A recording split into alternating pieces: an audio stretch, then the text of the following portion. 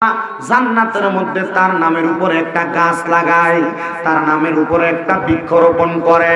ইয়া রাসূলুল্লাহ, ইয়া হাবিবাল্লাহ, নবী গো, আপনার কাছে জানতে চাই, আপনি নবী বলেন না একটা গাছ যদি জান্নাতের মধ্যে লাগাই, আমরা যদি দুইবার দুরূদ পড়ি, তাইলে আপনার নামের উপরে আরেকটা গাছ জান্নাতে লাগানো হবে। এমন ভাবে বারবার দুরূদ শরীফ আদায় করার কারণে আপনার নামে আমার নামে জান্নাতের মধ্যে কয়েকটা গাছ লাগানো হবে। আপনি আমি যখন অন্ধকার কবরে চইলা যাব গো, ওই কবরের মধ্যে যাওয়ার পরে আপনারা আমরা যদি আমাদের আমল আখলাকের কারণে দুজকি হয়ে যায়, মুহাদ্দিস আব্দুল হক মুহাদ্দিস দেহলভী রাহমাতুল্লাহ আলাইহি বলে, ওই সময় উম্মতে মুহাম্মদী আমার আল্লাহ তাআলার কাছে বলবে, ও আল্লাহ, নবীজির উপর একবার দুরূদ শরীফ আদায় করার কারণে আপনি না জান্নাতের মধ্যে একটা গাছ লাগাইছেন, তো আমরা তো বারবার নবীজির উপর দুরূদ শরীফ আদায় করেছি, আমাদের তো জান্নাতের মধ্যে একটা গাছের বাগান থাকার কথা। ওই সময় আপনাকে আমাকে জান্নাতের বাগানের মধ্যে নিয়ে যাওয়া হবে, আর বলবে, বান্দা, এই বাগানটা সেই বাগান যেই বাগানের আশা তুমি দুনিয়া থেকে কবরে আসার আগে করেছিলা। মানে তুমি নামাজ আদায় করার আগে, নামাজ আদায় করার পরে নবীজির উপর প্রাণ করে দুরূদ সালাম আদায় করেছো, এই জন্য তোমার একটা বৃক্ষের বাগান তোমার জন্য নির্ধারণ করা হয়েছে। তখন আপনাকে আমাকে ওই বৃক্ষের বাগানের মধ্যে ঢুকিয়ে দিবে, আর জিবরাইল ফেরেশতা বলবে, এ বান্দা, জান্নাতের মধ্য থেকে বের হয়ে যাও। এবার বান্দা আমার আল্লাহ তাআলার কুদরতি কদমের মধ্যে সেজদা প্রদান করবে, আর ডাক দিয়ে বলবে, আল্লাহ,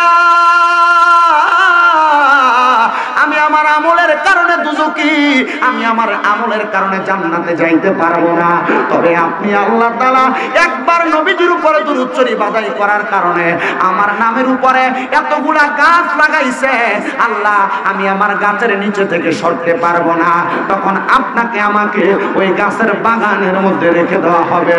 আরে জান্নাতের বাগানে যে গাছ আপনার নামে লাগানো হবে, আমার আল্লাহ তো সবচাইতে বড় ইনসাফদাতা। আল্লাহ বলবে, বান্দা, তোমার নামের গাছটা তোমার নামের জায়গার মধ্যে লাগানো হয়েছে, বান্দা জান্নাতের মধ্যে থাকো। ধরে বলেন সুবহানাল্লাহ। তাহলে সবাই মুহাব্বত নিয়ে জোরে জোরে জোরে শুনে পড়েন, আল্লাহুম্মা সাল্লি দেনা মুহাম্মাদ নাবিয়ানা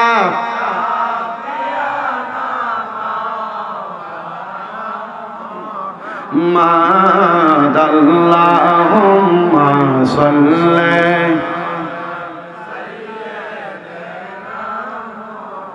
মাদ নাবিয়ানা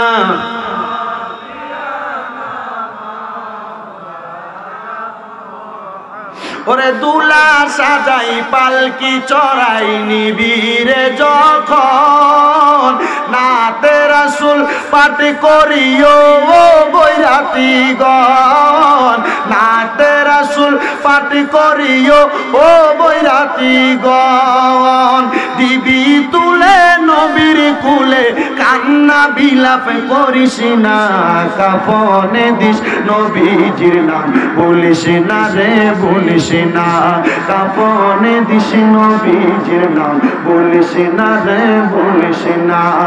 আমি হঠাৎ করে গেলে মরে, হঠাৎ করে গেলে মরে, কাঁদিস না কেউ, কাঁদিস না, কাফনে দিস নবীজির নাম বলিস না রে, বলিস না। আল্লাহুম্মা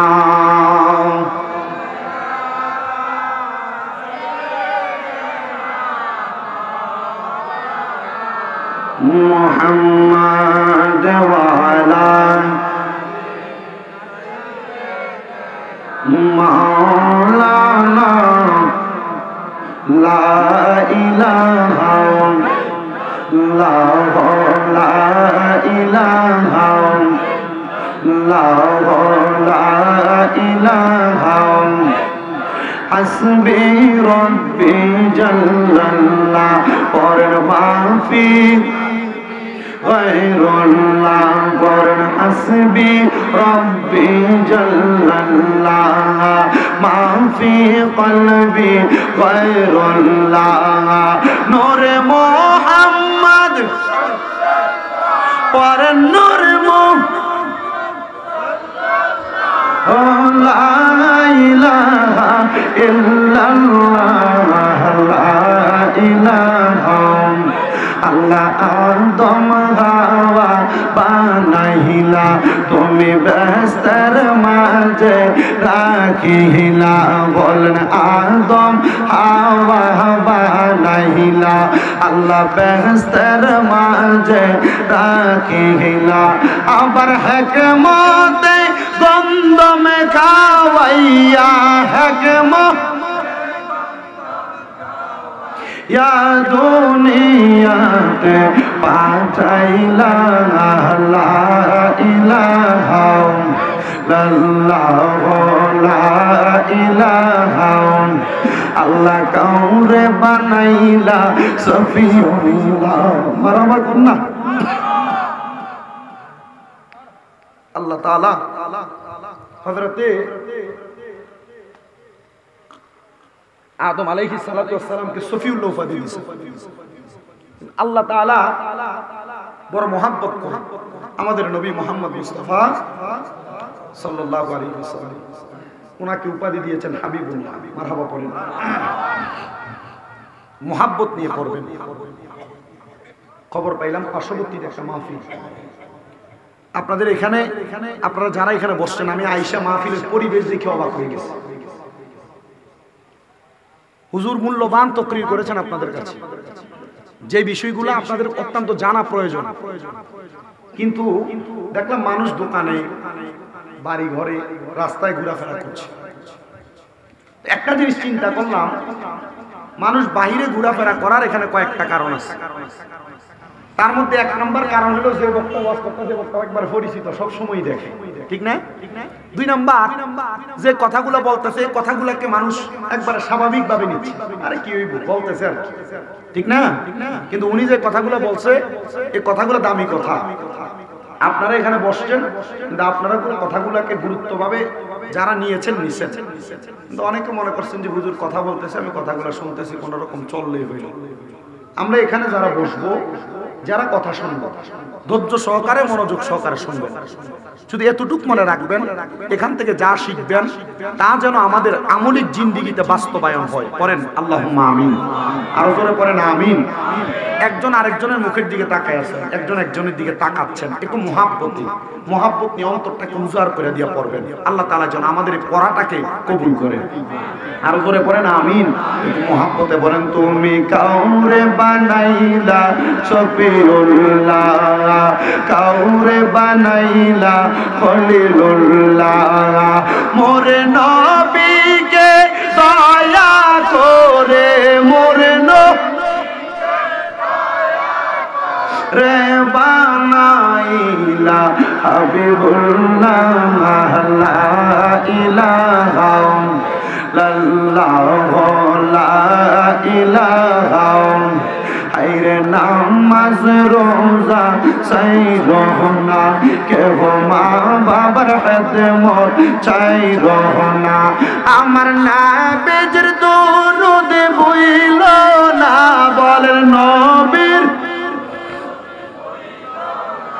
আমার নবীও তোমায় বলবে না লা ইলাহা আইরে অনেক দূরে মদিনা আমরা কেমনে যাব জানি না আপনারা বলেন মিরপুরের মানুষ মদিনা যাইতে চাই কি চাই না এত সুন্দর জায়গা বেশি দিন হয় না নবীর রওজা মুবারকের মধ্যে আমি সালাম দিয়ে আসছি আমি আমার নবীজির রওজা মুবারকের সামনে দাঁড়ায়া 7 দিনের মধ্যে 5 ওয়াক্ত নামাজের পরে আমি আমার নবীর রওজা মুবারকের মধ্যে সালাম দিলাম আমার নবীর রওজা মুবারকের মধ্যে সালাম দিয়া 8ম দিন যখন আমি রওজায়ে আতহারের মধ্যে গেলাম আমি মদিনাতুল মুনাওয়ারার মধ্যে দাঁড়াইয়া আমার নবীজির রওজা মুবারকের সামনে রাইখা আমি আমার নবীজির রওজা মুবারকের সামনে 3টা আরজি জানাইছি বলেন না কয়টা এক নাম্বার নাম্বার আরজি, আমি আমার নবীজির সালাম দিলাম, আসসালাতু ওয়াসসালামু আলাইকা ইয়া রাসূলুল্লাহ, ওগো আল্লাহর হাবিব আপনি আমার সালাতু সালাম কবুল করেন। 2 নাম্বার সালাম দেওয়ার পরে আমি আমার নবীজির রওজা মুবারকের সামনে দাঁড়ায় বললাম, ইয়া রাসূলুল্লাহ নবী গো, আপনি নবীর উম্মত আমি দাবি করি। আমার জীবনে একটা শখ ছিল আপনি নবীর রওজা মুবারকের সামনে আসব, আপনি নবীর রওজা মুবারকের সামনে আইসা আপনি নবীর আমি সালাতু সালাম দিব। আমি বলছি ইয়া রাসূলুল্লাহ আপনার সালাতু সালাম দেওয়া হয়েছে নবী গো, এখন আমার মনের মধ্যে একটা আশা, আমার মরণের আগে আপনি নবীর আমি আমার 2টা চোখ দিয়া দেখতাম। আমি 3 নাম্বার আরজি জানাইছি, ইয়া রাসূলুল্লাহ ইয়া হাবিবাল্লাহ নবীজি, বাংলাদেশের মধ্যে ওয়াজ মাহফিলের মধ্যে কত পাগলদেরকে লইয়া, কত উম্মতদেরকে লইয়া আপনি নবীর জন্য আমি সালাতু সালাম জানাই, আপনি নবীর দুরুদ সালাম জানাই। ও মায়ার নবী, ও দয়ার নবীজি, রহমাতুল লিল আলামিন নবী, ওই পাগলরা মরণের আগে একবার আপনি নবীর রওজা মুবারকে আসতে চায় নবী গো, আপনি ওই পাগলদেরকে একটা বারের জন্য আপনি মদিনা শরীফে আইনেন। আমি দোয়া করছি ইয়া রাসূলুল্লাহ নবী গো, আপনার রওজা মুবারকে সালাতু সালাম দিলে অন্তরে শান্তি পাওয়া যায়। এবার আপনারা বলেন ওই নবীর রওজা মুবারকে সালাম দিয়া আমরা আমাদের কলিজা ঠান্ডা করতে চাই কি চাই না? কারা কারা চাইতে চাই ডান হাতটা তুলে আল্লাহকে দেখায় আর জবান খুলে তাকবীর দেয়, নারে তাকবীর, নারে রিসালাত, নারে পাক পাঞ্জাতন, নারে গাউসিয়া, হুজুর কিবলার আগমন, সৈয়দ গোলাম মোহাম্মদ আব্দুল কাদের কাউকা পীর সাহেব হুজুর কিবলার আগমন, শাহপুর দরবার শরীফ, শাহপুর দরবার শরীফ, বাগদাদি মুর্শিদি কিবলা, পবিত্র ঈদে মাজিউন নবী, পবিত্র ঈদে মিলাদুন নবী, হুজুর কিবলার আগমন।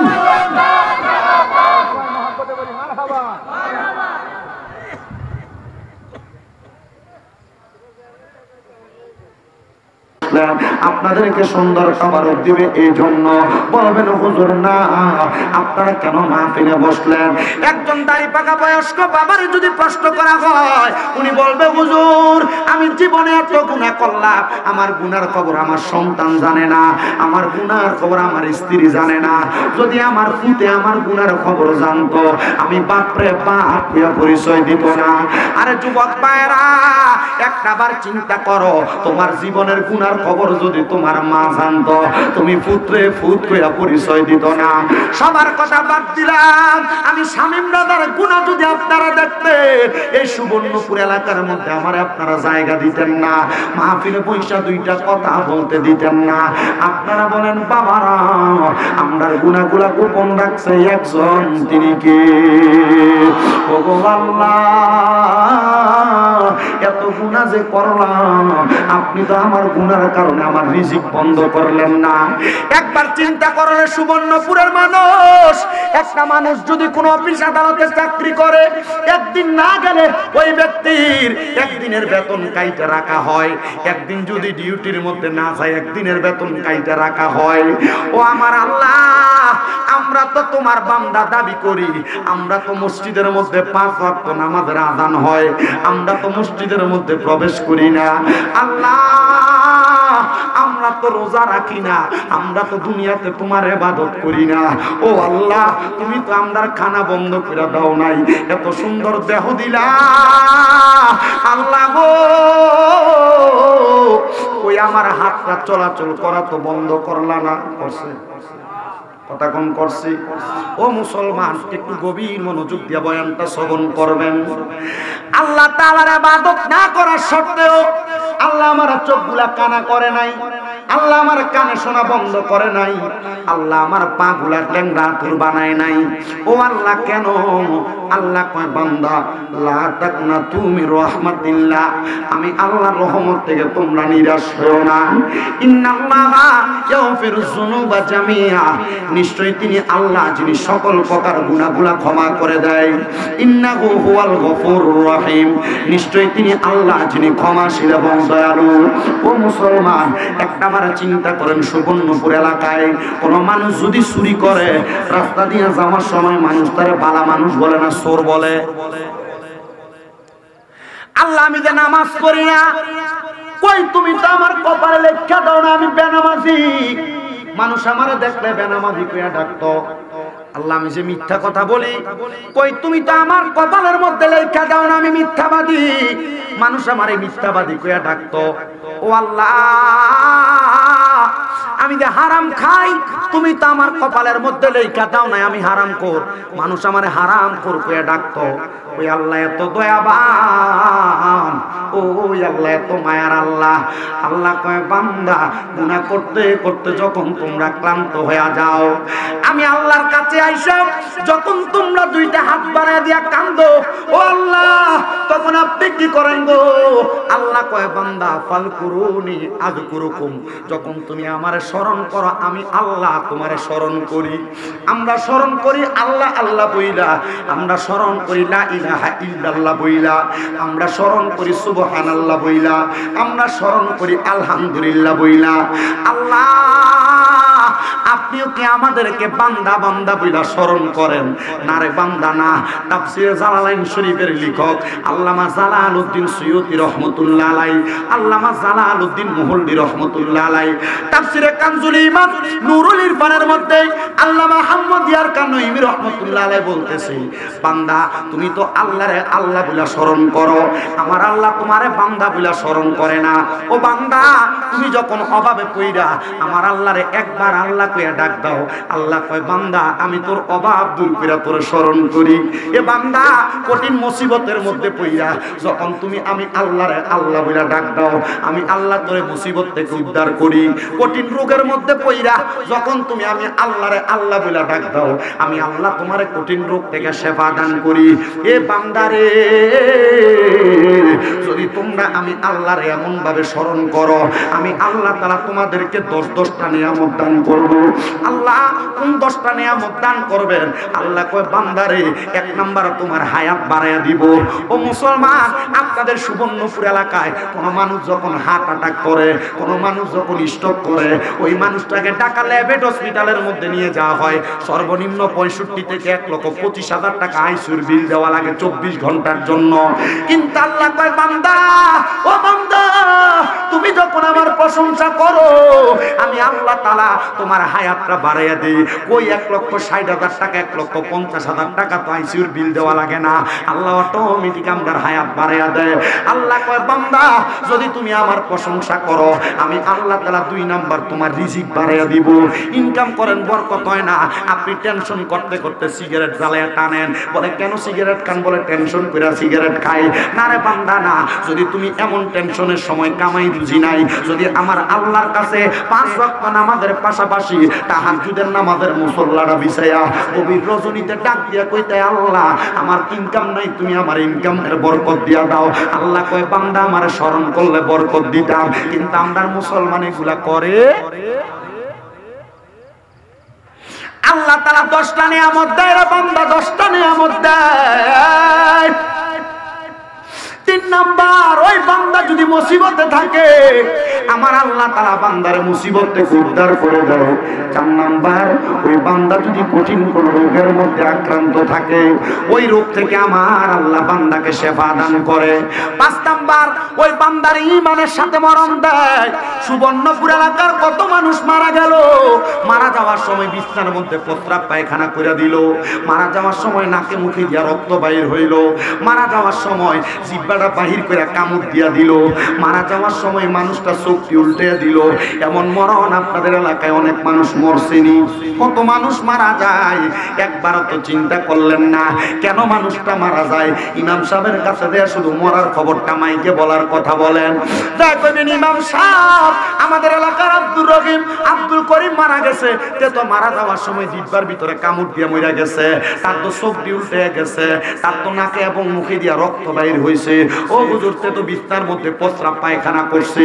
এই প্রশ্নটা নবীর প্রখ্যাত সাহাবী হযরত জাবের ইবনে সামুরা রাদিয়াল্লাহু তাআলা আনহু আমার নবীরে কই, ইয়া রাসূলুল্লাহ, মানুষ কেন এমন কষ্ট পেয়ে মারা যায় আপনার কাছে জানতে চায়। আমার নবী কয়, আজরাইল যখন ওই মানুষটার সামনে আসে রে, আজরাইল আসার আগে ওই মানুষটার সামনে দুইটা ফেরেশতা আগমন করে। যেই ফেরেশতাদের চোখগুলো হবে নীল রঙের, ওই ফেরেশতার চেহারা এত ভয়ঙ্কর, ওই ভয়ঙ্কর চেহারা দেখা বান্দা এক নাম্বার বিছানায় প্রস্রাব পায়খানা করে দেয়।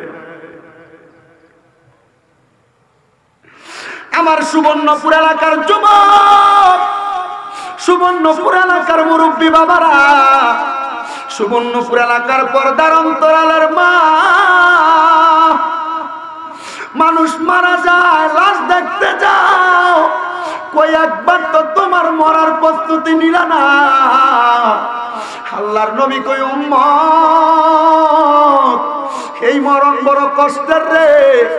ওই দুই ফেরেশতা রাবের ফেরেশতা, ওই ফেরেশতার চেহারা দিয়ে তাকাইলে বান্দা বিছানার মধ্যে ভয়ে প্রস্রাব পায়খানা কইরা দেয়। হে যুবক, কেমনে রে গুনার কাম করো, কেমনে রে তুমি নামাজ ছাইরা দাও? একবার চিন্তা করো মরার সময় তোমারে কত কষ্ট দেওয়া হবে। আমার নবী কই, উম্মত রে, হে উম্মত, দুই নাম্বার মানুষ মারা যাওয়ার সময় কেন জিহ্বায় কামড় দেয় জানো? ইয়া রাসূলুল্লাহ, জানি না।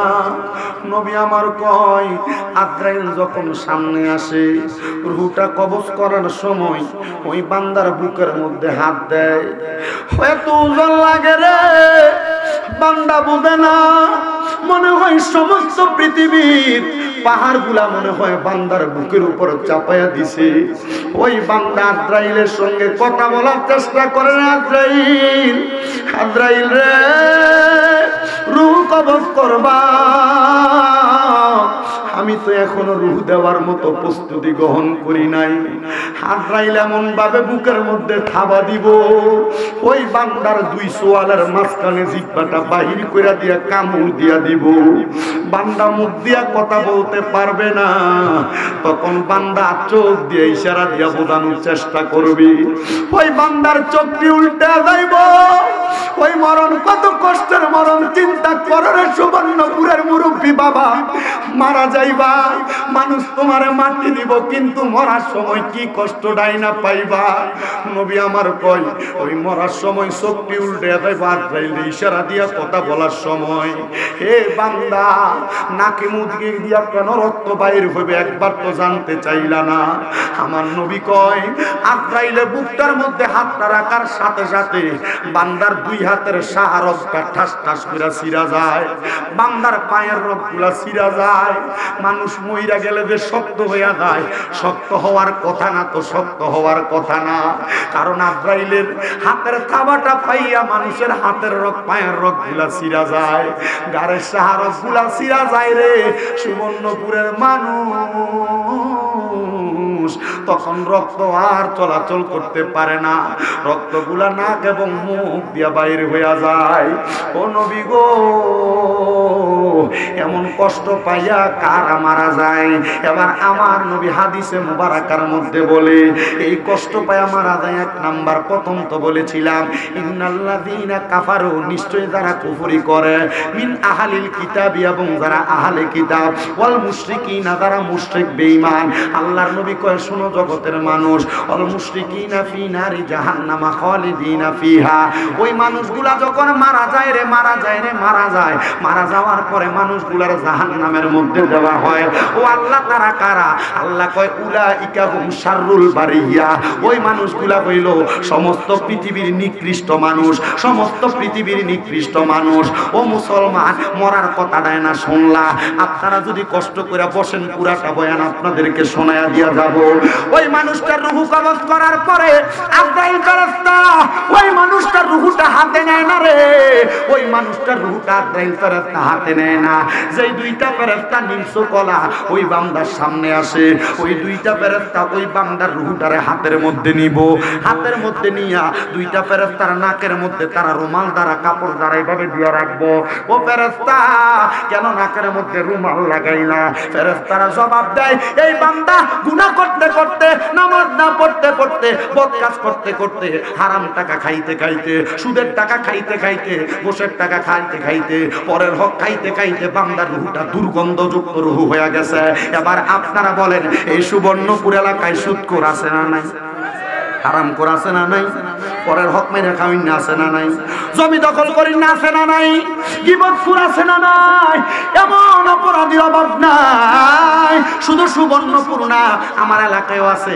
সারা বাংলাদেশের সব এলাকায় এমন দুই একটা সুদখোর আছে, সুদও খায়, লম্বা লম্বা কত কয় এমন লোক। কথা হয় না? আবার আপনারা এদেরকে নিয়ে মসজিদ কমিটির সভাপতি বানান, এদেরকে ধরে নিয়ে মসজিদের সেক্রেটারি বানাই, এরা এলাকার সর্দার বানাই। কথা কোন ঠিক কিনা? ও মুসলমান, এই হারাম কুলগুলারে কেন তোমরা এমন নেতৃত্ব স্থানীয় জায়গার মধ্যে বসাও? আমাদের বুঝে আসে না। আল্লাহর নবীকে উম্মত রে, এমন হারাম কুল লোকদের সাথে যারা সম্পর্ক রাখে, ওই ব্যক্তিগুলা তাদের সাথে সম্পর্ক রাখার কারণে তারা যেই গুনাহগার, তারা যেই গুনাহগার, তোমরা সেই গুনার শিকার হইবা। এবার আপনারা বলেন বাবারা, আমরা সবাই আল্লাহ তাআলার কাছে অধিক পরিমাণ রহমত পাইতে চাই কি চাই না? মুসলমান কি বৃষ্টি নাকি? কি তো মারহাবা কম, ঠান্ডার সময় কি আমি দিই, এটা রহমত। মারহাবা কোন? আল্লাহ খুশি হইলে কয় জিনিস দেয়? জোরে কোন কয় জিনিস? বৃষ্টি, কন্যা সন্তান, মেহমান। মারহাবা, বৃষ্টি পেয়ে গেছে, এটা তো আল্লাহর একটা রহমত। মারহাবা কোন? মেহমানও তো আসছে। আলে রাসূল হযরতে সৈয়দ আহমদ পেয়ারা বাগদাদি হুজুর কেবলার শাহজাদা হুজুর আসছেন না? এটা তো মেহমান, এটা আমাদের থেকে বড় মেহমান না? মারহাবা কোন না? কন্যা সন্তান, যারা কন্যা সন্তান আছে, এটা তো আলহামদুলিল্লাহ। কে জানো, হয়তো বা সুবর্ণপুর এলাকার কোনো দিক দিয়া কোনো মহিলার গর্ভ থেকে একটা কন্যা সন্তান আগমন হয়তো করছে। আল্লাহ হয়তো এই মাহফিল, আল্লাহর ওলির মাহফিল কবুল করছে। আমিন কর, আস্তে আমিন কইছার উপরে কোন আমিন বলেন। শুকরিয়া শুকরিয়া শুকরিয়া জানাই, তুমি কত বড় মহান আল্লাহ, দয়ার সীমা নাই। বলেন শুকরিয়া শুকরিয়া শুকরিয়া জানাই, তুমি কত বড় মহান আল্লাহ, দয়ার সীমা নাই। তুমি পাহাড় ভাঙ্গা সাগর কর, সাগরে বইরা নগর কর, পাহাড় ভাঙ্গা সাগর কর, সাগরে বইরা নগর কর, ধনীর গরিব বানাও, ফকিরকে বাদশাহ। শুকরিয়া শুকরিয়া শুকরিয়া জানাই, তুমি কত বড় মহান আল্লাহ, দয়ার সীমা নাই। তুমি কত বড় আল্লাহ, তোমার দয়ার নাই পারাপার, ও মহান আল্লাহ পরওয়ার, তোমার দয়ার নাই পারাপার, ও মহান আল্লাহ পরওয়ার, দয়া ভরা তামাম জাহান যেদিকে তাকায়। শুকরিয়া শুকরিয়া শুকরিয়া জানাই, তুমি কত বড় মহান আল্লাহ, দয়ার সীমা নাই। তুমি কত বড় মহান আল্লাহ, দয়ার সীমা নাই। একটা জবান বন্ধ রাখবেন না, জবান খুলে উচ্চ কণ্ঠে জোরে পড়েন আল্লাহু আকবার। এর আগে যে এখানে মাহফিল হয়েছে, এই জায়গাতে তো হয়েছে না? অন্যান্য বছর কি মানুষ এভাবে আসতো না? আরো বেশি আসতো, আরো বেশি। ঠিক আছে, আমি বোঝাই আপনারা এখানে যারা বসছেন, আমার চিনেন, যারা ইউটিউবে দেখছেন চিনেন। আমার বাড়ি কিন্তু কুমিল্লা, কুমিল্লা সদরের বাড়ি। আমি মূলত আমরা কুমিল্লা শহরের ভিতরে বা সদর এলাকার আমি মাহফিল দেই না, কারণ মাহফিল এলাকায় কল দিলে আমরা কুমিল্লা শহর এলাকার মাহফিল কমিটির অভ্যাস হইলো এরা বক্তার দাওয়াত দিয়ে বিরিয়ানি খাবে। কি দেখাবা? বিরিয়ানি খাবো। মানে এরা মনে করো হুজুর মানুষ বিরিয়ানি খেয়ে মানুষ, কিন্তু আমাদের প্রত্যেকদিন রাত্রে বিরিয়ানি খেয়ে এরা জানে। 2 নাম্বার খাসিয়ত, দাওয়াত দিত যখন ফোন দেয়, হুজুর আপনার বাড়ির কাছে দাও, মাহফিলটা রেখে দেন। 2 নাম্বার খাসিয়ত। 3 নাম্বার খাসিয়ত, আমাদের কুমিল্লাতে আলেম ওলামা আসে, হুজুর আসে কথা সত্য। মাহফিলের পরিবেশ, মাহফিল কমিটি থাকে এলোমেলো। কি মেলো? যেটা আমি আইসা আপনাদের এখানে আজকে পাইছি। আমি কাউরে কিছু বলা আমার উদ্দেশ্য না। আমার উদ্দেশ্য হলো এমন, আপনি এমন তৎপর থাকবেন, এলাকায় ওলামায়ে কেরাম আসবে, আপনি তারে সুন্দর রিসিভ করবেন, তারে সুন্দরভাবে আপনি বসাইবেন, সুন্দরভাবে আপ্যায়নশীলভাবে আবার মাহফিল স্টেজে আনবেন, ওয়াজ করবেন, নামবে, সুন্দরভাবে বিদায় দেবে। ঠিক আছে না? আমাদের এই অঞ্চলে এগুলাতে একটু ত্রুটি আছে, এগুলাতে ত্রুটি আছে। আমার মূল কথা যেটা, আমার কথা হচ্ছে ওলামায়ে কেরামকে যখন আপনি সম্মান দিবেন, তাজিম করবেন, বিরিয়ানি দেখছিলে শুধু টানাটানি করলে ওয়াজ মাহফিল হয় না। কথা কি বুঝতে পারছেন? শুধু তাবারুকলে টানাটানি করলে ওয়াজ মাহফিল হয় না। ওয়াজ মাহফিলে যখন এক ধারাবাহিকতায় ওয়াজ চলবে, তখন মানুষ নিজে নিজে বসবে। আপনারা এত কষ্ট করে আসছেন, যদি 2-1টা কথা মনোযোগ দিয়ে না শুনেন, কথাগুলো বাড়িতে না নেন, এখানে সবাই যে 5 ওয়াক্ত নামাজ পড়েন এমন না, কিন্তু সবাই যেখানে আছে, বেশিরভাগ মাহফিলের প্যান্ডেলে যে মানুষ বসে এর মধ্যে 50% থাকে বেনামাজি। কি নামাজি? 50% বেনামাজি। কারণ ওয়াজ মাহফিল দিয়ে যদি হেদায়েত হইতো, তাহলে এই মিরপুর মসজিদের ইমাম সাহেব প্রত্যেক জুমায় এক একটা বিষয় বয়ান করে না? এক একটা বিষয় বয়ান করার কারণে এক এক বিষয় যদি মানুষ আমল করত, এক একজন আল্লাহর ওলি হয়ে যেত। মানুষ এগুলাতে মনোযোগী না। মানুষ দুনিয়ার পাগল, মানুষ সম্পদের পাগল, দুনিয়াদারি সম্পদ পরিবার নিয়ে মানুষ ব্যস্ত থাকতে চায়। কিন্তু আমার কথা হলো, আপনি দুনিয়া নিয়ে যে ব্যস্ত থাকলেন, কবরে যাওয়ার পর আপনি মালিককে জবাব দেওয়ার জন্য কি প্রস্তুত করছেন? শ্বশুর বাড়িতে যাওয়ার সময় মিষ্টিটা ঢেকে নেন, কি কথা কয় না? নিজের বাড়িতে আসার সময় ছোট বাচ্চা ছেলে আছে, চকলেটটা ঠিকই নেন। কবরে যে যাইবেন, কবরে যাওয়ার তো কিছু মাল আছে, সামান আছে, আপনি নিছেন? আপনারা যদি কষ্ট করে বসেন, আমি যে ওয়াজটা ধরছি এই ওয়াজটা শেষ করব। রাজি আছেন? রাজি আছেন? কষ্ট করে বসবেন।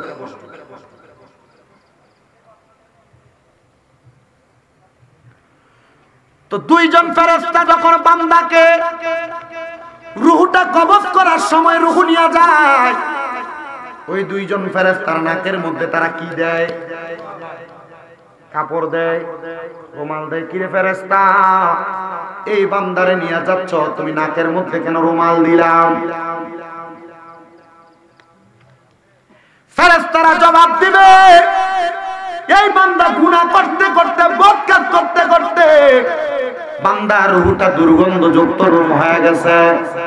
এজন্য এই বান্দার রূহটা আমরা এমন ভাবে নিয়ে যাই।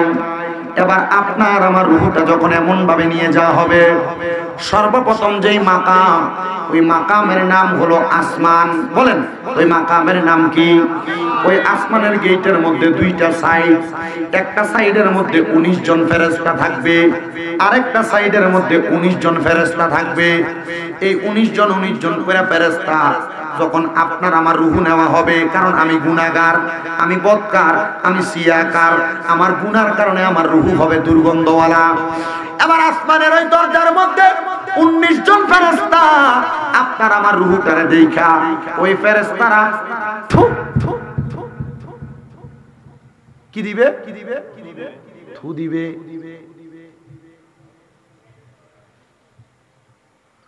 উনিশ জন ফেরেশতা আপনার দিকে থুতু নিক্ষেপ করবে। এবার ওই 2 জন ফেরেশতা জিজ্ঞাসা করবে, রে কিরে ফেরেশতার দল, থুতু কেন নিক্ষেপ করো? ডাক দিয়া বলবে, থুতু নিক্ষেপ করার কারণ হইল একটা। বলে, কি কেন? তোমরা কেন নাকের মধ্যে রুমাল দিয়েছো? নাকের রুমাল দেওয়ার কারণ তুমি আমায় বলো, তাহলে তুমি থুতু দেওয়ার কারণ পাইবা। বলে বান্দার রূহটারে দুর্গন্ধওয়ালা, এই জন্য বান্দাটারে আমরা এমন কষ্ট দিয়া নিয়ে যাচ্ছি, বান্দার রূহটারে নাকের মধ্যে রুমাল দিয়া নিয়ে যাচ্ছি। এবার বন্ধু আসমানের দিকে যখন নিয়ে যাওয়া হবে, যারা দেখবে আসমানের প্রথম, দ্বিতীয়, তৃতীয়, চতুর্থ, পঞ্চম, ষষ্ঠ, সপ্তম দরজা বন্ধ। ফেরেশতারা বলবে আল্লাহ আসমানের দরজাগুলো বন্ধ, ও আল্লাহ আপনার কাছে আমি জানতে চাই এই বান্দার রূহটা আমি কোন জায়গার মধ্যে রাখবো। তখন আমার আল্লাহ তারা জবাব দেয়, এ বান্দা গুনাহ করার কারণে বান্দার ঠিকানা হলো জাহান্নাম, বান্দারে তুমি জাহান্নামের মধ্যে রাখো। আমি বলেছিলাম জান্নাত এমন একটা জায়গা, মুশরিকিনা ফি নারি জাহান্নামা খালিদিনা ফিহা, বান্দারে জান্নাতের মধ্যে রাখবে। সাহাবায়ে কেরাম ডাক দিয়া কই ইয়া রাসূলুল্লাহ, নবী গো ওই জান্নাতে মা জাহান্নামে মানুষ কতদিন থাকবে? একদিন, দুই দিন, এক সপ্তাহ, দুই সপ্তাহ, এক মাস, দুই মাস? আল্লাহর নবী কয় না না না, এতদিন না। আমার আল্লাহ বলেছেন খালিদিনা ফিহা, ওই জাহান্নামের মধ্যে বান্দা চিরস্থায়ী বাসিন্দা হয়ে থাকবে, বের হইতে পারবে না। আল্লাহ ওই গুনাহগাররে জাহান্নামে কতদিন জ্বালাইবো? আমার আল্লাহ কয় বান্দা ওই জাহান্নামের মধ্যে সর্বনিম্ন তুমি বান্দাদেরকে 3000 বছর জ্বালাইবো। ও বন্ধু ওই জাহান্নামের মধ্যে 3000 বছর যে জ্বালাইবো, জাহান্নামের আগুনের রংটা লাল, আপনারে আমার ওই লাল আগুনের মধ্যে যখন জ্বালাইবো, জাহান্নামের আগুনের রংটা 1000 বছর জ্বালাইয়া ওই রংটার কালার বানাইবো সাদা। এবার আরো 1000 বছর জ্বালাইবো, এবার রংটার কালার হইব কালা। আরো 1000 বছর জ্বালাইয়া বান্দারে তাপ্তা সুররা নামক একটা জায়গার মধ্যে দাঁড় করাইবো। এবার আপনি আমি গুনাহ করার পরে ওই তাপ্তা সুররা নামক জায়গার মধ্যে যখন দাঁড়ায়া যাব, 3000 বছর পরে বান্দা কথা বলার সুযোগ পাইবা। কবরে যাওয়ার পর থেকে ফিডা শুরু, সর্বনিম্ন 3000 বছর জ্বালাইবো, এরপরে বান্দা কথা বলার সুযোগ। কয় হাজার বছর? কথা কন না, কয় হাজার বছর? 3000 বছর তোমার জ্বালাইবো, এরপরে তোমার কথা বলার সুযোগ দিব। ওই জায়গাটার নাম হলো তাকাসসুর নামক জায়গা। ওই তাকাসসুর নামক জায়গার মধ্যে দাঁড় করে বলবো, বান্দা কি বলবা? 3000 বছর জাহান্নামের আগুনের মধ্যে জ্বলতে জ্বলতে, বাবা জাহান্নামের আগুন বাদ দিলাম, দুনিয়ার আগুনের মধ্যে যদি আপনার হাতে 1 মিনিট থাকে, আগুনের মধ্যে হাতটা পুইরা ছাই হয়ে যাবে, তাহলে 3000 বছর আল্লাহ কেমনে আপনারা জ্বালাইবো? আল্লাহর নবী কয় একবার জ্বালাইবো, একবার আবার আগের মতো বানাইবো, একবার জ্বালাইবো আরেকবার আগের মতো বানাইবো, একবার জ্বালাইবো আরেকবার আগের মতো বানাইবো। আল্লাহ একবার শাস্তি দিলেও তো পারে, আল্লাহ তাআলার পক্ষ থেকে আযাবের ফেরেশতারা বলবে, এ বান্দা গুনাহ তো তুমি একবার করো নাই, গুনাহ তো বারবার করছো, মিথ্যা তো বারবার বলছো, নামাজ তো বারবার ছাড়ছো, বেয়াদবি তো বারবার করছো, এ বান্দা এই জন্য তুমি বারবার শাস্তি ভোগ করা লাগবে। ও আল্লাহ ওই সময় যখন কথা বলার সুযোগ দিবা, বান্দা কি তখন কথা বলবে? বলে না রে না, বান্দা তখন কথা বলবে না। নবী গো, নবী গো, বান্দা তখন কি করবে? নবী আমার বলে বান্দা 3000 বছর আগুনে জ্বলার কারণে বলবে পানি পানি পানি, 3 বার বলবে। মায়ে মায়ে মায়ে বলে 3 বার বলবে। এবার বান্দা পানির পিপাসায় আসবে, সাহাবীরা কান্দে। নবী বলে আমার মজলিসের মধ্যে 70 জন থেকে 72 জন সদস্য, সেখান থেকে 40 জন এই কথা শুই না বেহুশ হয়ে পইরা গেছে। তখন তারা যখন পানি পানি বলে কান্দবে, আল্লাহর নবী ডাক দিয়া উম্মত শুনো, তখন তাদেরকে পানি দেওয়া হবে কিনা তোমরা কি জানো? সাহাবায়ে কেরাম কয় নবী গো তাদেরকে কি পানি দেওয়া হবে? আমার নবী কয় হ্যাঁ তাদেরকে পানি দেওয়া হবে, কিন্তু দুনিয়ার পানি যেমন এমন পানি দেওয়া হবে না। আল্লাহর নবী কয় উম্মত তোমরা শুইনা লও, যেই পানি দেওয়া হবে এই পানির পাত্রটা আমরা কাঁচের গ্লাসে খাই, আমরা প্লাস্টিকের গ্লাসে খাই, স্টিলের গ্লাসের মধ্যে আমরা পানি খাই। এই পানিটা দিয়ে আমরা খাই, বড় আরাম করে মজা করে পানিটা পান করি, কিন্তু কাঁচের হবে না, স্টিলের হবে না, লোহার গরম একটা পাত্র হবে, পানির জগটা, পানির মগটা।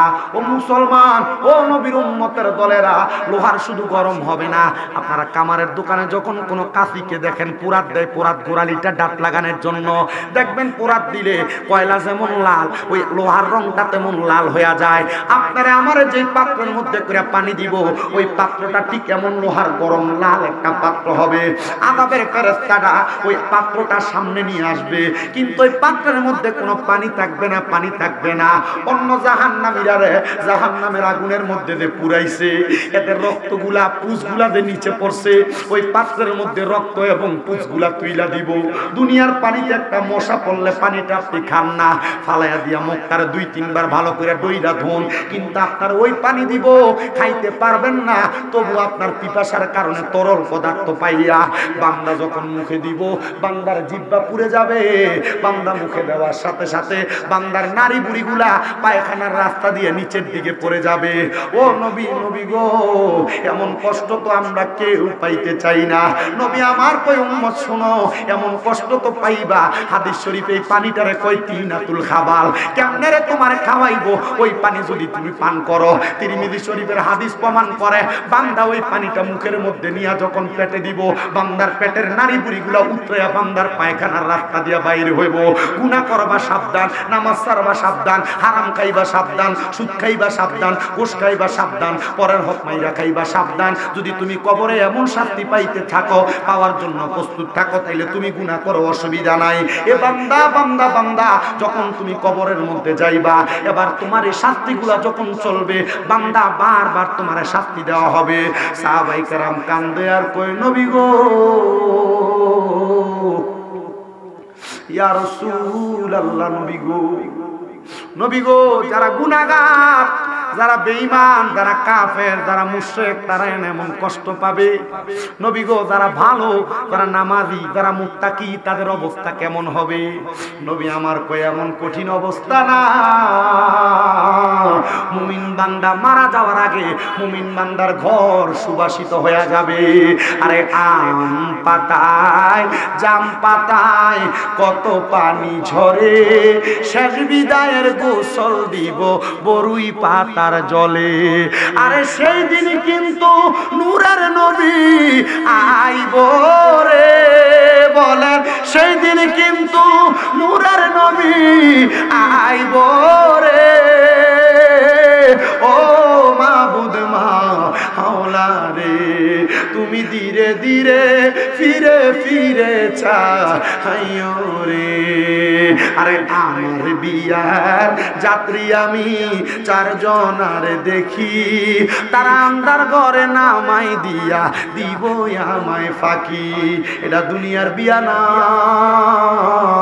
কবরে নামানোর আগে তোমার যে খাটের মধ্যে উড়াইবো, ওই খাটটা কিন্তু 4 জন মানুষ কান্দিনি বাসে কয়, আরে আমার বিয়ার যাত্রী আমি 4 জনার দেখি, তারা আন্দার ঘরে নামাই দিয়া দিব তোমায় ফাঁকি।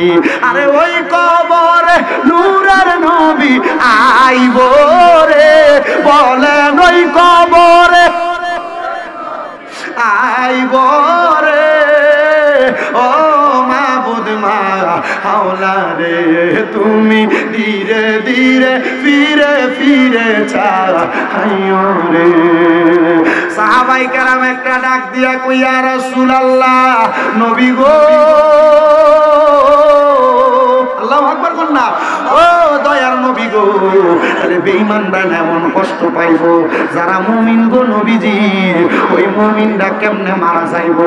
মুমিনরা যদি এত কষ্ট পায় মারা যায়, ও নবী গো, তার মরণের মধ্যে তো কোনো শান্তি নাই। মুমিন কেমনে মরবো? আমার নবী কয়, মুমিন মরার আগে, মুমিনের সামনে আজরাইল আসার আগে আরো 2টা ফেরেশতা আইবো, কিন্তু ওই 2 ফেরেশতার চোখের রংটা নীল হবে না।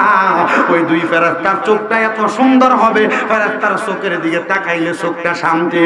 মুসলমান, আপনি বিবাহ করবেন, এমন একটা সুন্দর মাইয়া আপনি দেখেন, যার চোখের দিকে মুখের দিকে তাকাইলে আপনার মন শান্তি হবে। কষ্ট করে আসলে বউয়ের চেহারা দেখলে আপনার কলিজা ঠান্ডা হবে। আল্লাহ নবী কয়, যখন তুমি মুমিন হইয়া মরবা, কি হইয়া? মুমিন কি সুদ খায়? মুমিন ঘুষ খায়? মুমিন নামাজ ছাড়ে? মুমিন জমফরের জমি দখল করে? মুমিন মানুষের সাথে বেয়াদবি করে? মুমিন করে করে মুমিন কোন অপকর্মের সাথে থাকে?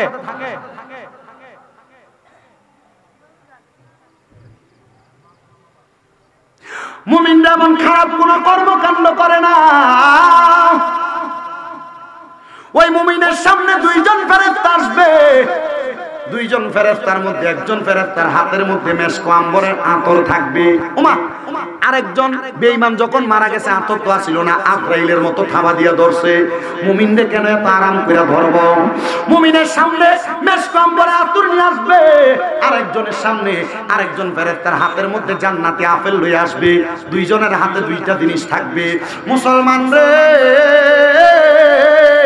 ও নবীর উম্মতের দল, এবার মুমিন বান্দার সামনে যখন দুইটা ফেরেশতা আসবে, ছোট বাচ্চা কান্না করলে মা যখন মাথার মধ্যে হাত বুলিয়ে দেয়, ছোট বাচ্চা যেমন ভাবে ঘুমায়া যায়, মুমিন বান্দার মাথার কাছে একটা ফেরেশতা বসবে, মুমিন বান্দার নাকের কাছে আরেকটা ফেরেশতা বসবে। মাথার কাছে যে ফেরেশতা বসবে, ওই ফেরেশতা মুমিন বান্দার মাথার মধ্যে মালিশ করে দিবে। বান্দা আরামে আরামে ঘুমায়া যাবে। আজরাইল যখন মুমিন বান্দার সামনে আসবে রূহ নেওয়ার জন্য, ও বান্দা, তুমি যদি মুমিন হও, আজরাইল রে তোমার এই রূহের মধ্য থেকে 3বার 4বার ফিরিয়ে দেওয়া হবে। কয়বার রে বাগিনা? কথা কইও না। মুমিন বান্দার রূহ যখন কবজ করার জন্য আজরাইল আসবে, আজরাইলকে কয়বার ফিরিয়ে দেওয়া হবে? কয়বার? গত জুমার আগের জুমা আমি হাদিস শরীফটা তেলাওয়াত করছি।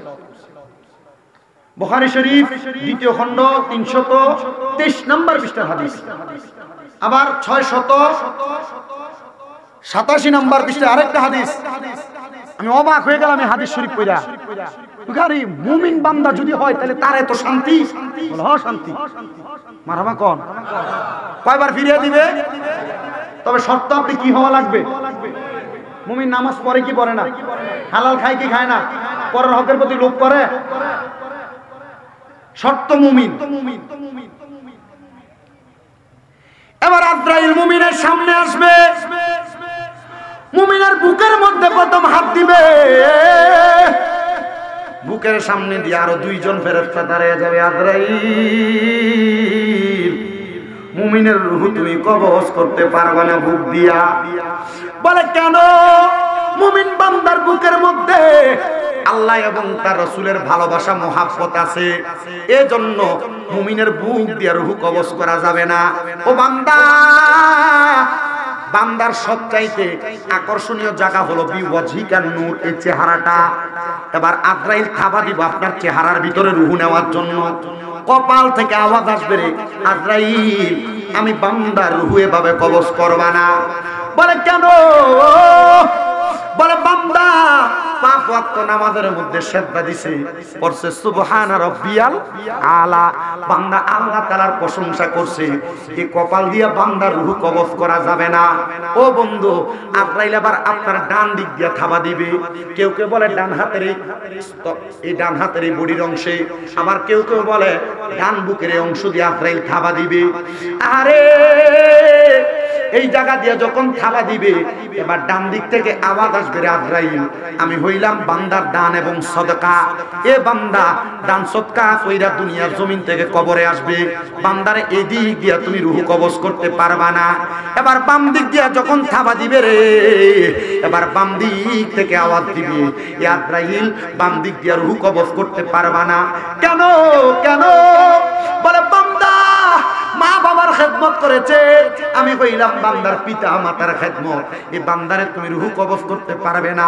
আজরাইল 4বার হামলাটা করার পরে আল্লাহ তাআলার কাছে ফিরে যাবে। আল্লাহ, বান্দা তো মুমিন, বান্দার রূহ তো কবজ করা যায় না। আল্লাহ বলবে, বান্দা কি অবস্থায় আছে তাকায়া দেখো।